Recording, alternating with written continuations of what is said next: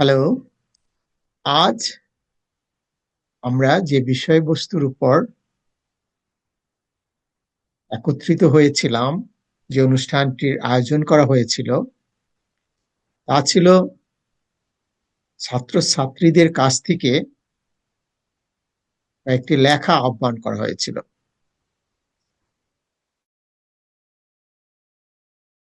আমারটি নেই এবং কয়েকজনের সাথে আলাপ করি, তখন অধিকাংশ লোকে বলেছিল আজকে শিশুরা বা স্টুডেন্টরা পড়াশোনা করে না, পড়াশোনার মুখেই তারা নেই। অতএব তোমার এই উদ্যোগ খুব একটা কাজে আসবে বলে মনে হচ্ছে না। কিন্তু আমরা যে বিষয়বস্তুর উপর লেখা আহ্বান করেছিলাম তার তিনটা বিষয় হচ্ছে ছাত্রছাত্রীদের পরিবার এবং সমাজের প্রতি এবং পরিকল্পনা। 2 নম্বরে ছিল মঙ্গল গ্রহের অধিবাসী এবং 3 নম্বর ছিল পিঁপড়ার আত্মজীবনী। এই বিষয়বস্তুগুলো আমরা কেন নিয়েছিলাম? আজকের শিশু, আজকের শিশু কেন, আজকের পরিবার, আমরা কলোনি বেস হয়ে গিয়েছি, সিঙ্গল ফ্যামিলি হয়ে গেছি। বাবা মা এবং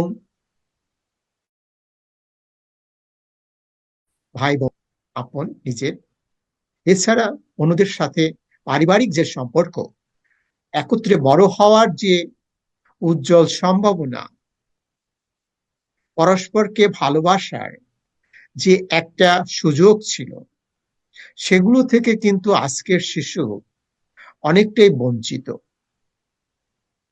আমরা দেখতে পাচ্ছি অনেক কিছু আমরা জেনেছি পরিবেশ থেকে, আমাদের আত্মীয় স্বজনের কাছ থেকে বা কাছ থেকে। কিন্তু আজকে একটা পরিবারের শিশু, সে তার পরিবারের ওই গণ্ডির মধ্যে বাইরে তেমন কিছু জানে না, বুঝতে পারছে না। সেটা ভৌগোলিক কারণে হোক, পরিবেশগত ভাবে হোক, সামাজিকগত ভাবে হোক, যে কোনো কারণে হোক না কেন, কিন্তু এটা জীবনের জন্য খুবই প্রয়োজন। একটা শিশু যদি গড়ে বা বড় হয়ে ওঠার সময় সমাজ ব্যবস্থার সাথে পরিচিত না হয়, তাহলে তার বড় হয়ে ওঠার সুনিশ্চিত সুন্দর যে আকাঙ্ক্ষা, সেটা নিয়ে কিন্তু বড় হতে পারে না। এই পুরস্কারটি দেওয়া হয়েছিল স্বর্গীয় শশীভূষণ মধু মহাশয়ের নামে। কেন এই পুরস্কারটি তার নামে করা হয়েছিল? কারণ স্বর্গীয় শশীভূষণ মধু মহাশয় আজ থেকে 100 বছর পূর্বে, প্রায় 120-30 বছর পূর্বে, তিনি রামশির ইউনিয়নের কাফলাবাড়ি গ্রামে একটা মধ্যবিত্ত পরিবারে জন্মগ্রহণ করেছিলেন। সেই সময়ের কথা যদি আপনারা ভাবুন বা আমরা ভাবি, সমাজ ব্যবস্থায় শিক্ষা তো আরো অনেক পরে, যা যাতায়াতের ব্যবস্থা ছিল না, মানে চিকিৎসার কোনো ব্যবস্থা ছিল না, হাট বাজার ছিল না।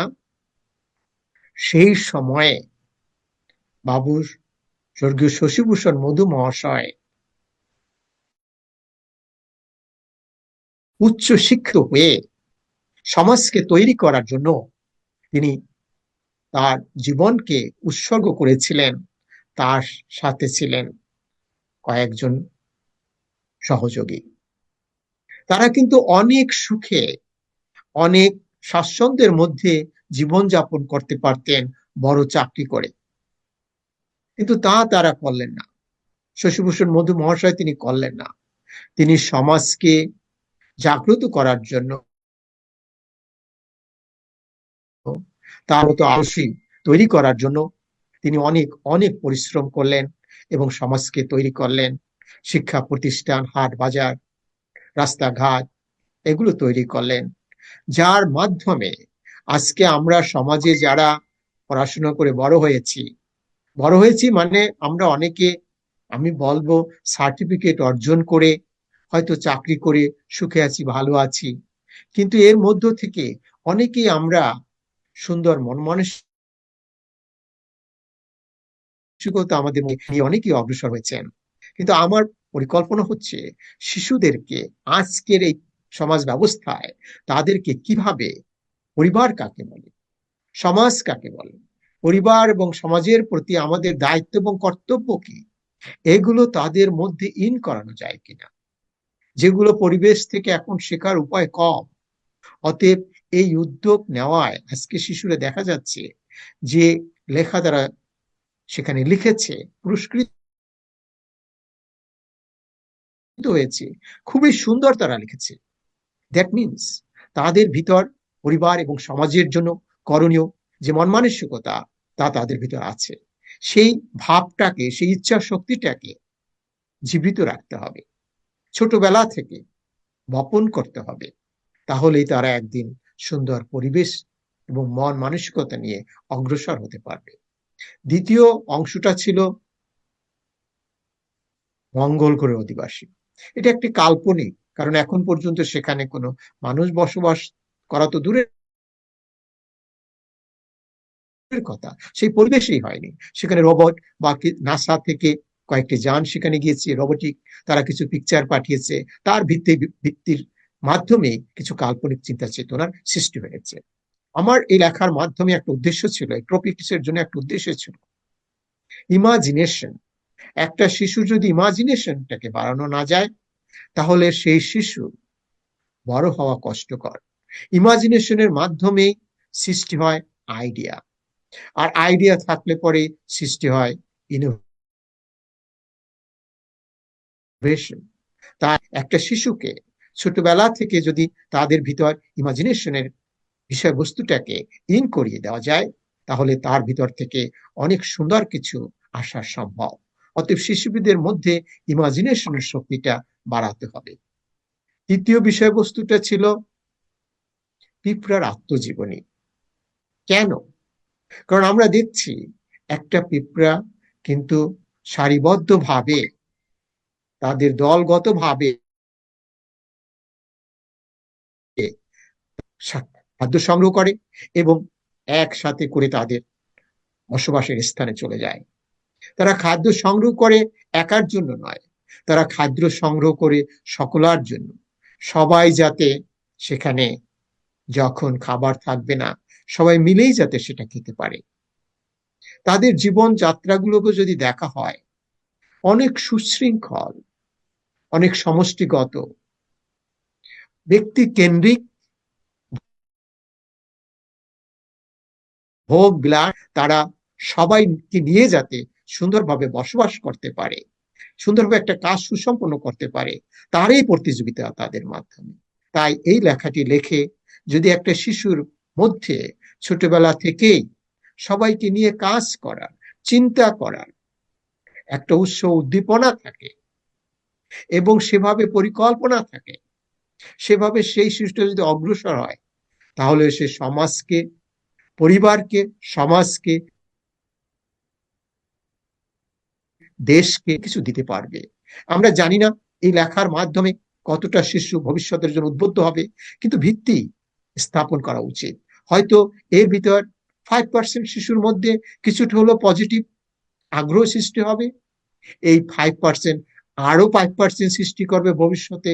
এভাবেই আমাদের সমাজ ব্যবস্থা আরো সুন্দর, সুদৃঢ় এবং সমষ্টিগতভাবে যে দৃঢ় প্রতিজ্ঞা নিয়ে একটা সুন্দর পৃথিবী সর্বোপরি আমরা গর্ব, সেই উপলক্ষে আমরা এই আয়োজন। আশা করি আপনাদের সকলের সহযোগিতায় আজকের এই অনুষ্ঠান সুষ্ঠু, সুন্দরভাবে সুসম্পন্ন হয়েছে। আমাদের যদি কোনো ভুল ত্রুটি থেকে থাকে, সেগুলো ক্ষমামার্জনা দৃষ্টিতে দেখবেন। অবশ্যই আমাদের ভুল ত্রুটি আছে, কিন্তু সেটা আন্তরিকভাবে আমাদের সে ইচ্ছাকৃত নয়, এটা অনিচ্ছাকৃত। যদি ভুল ত্রুটি থাকে, সুন্দর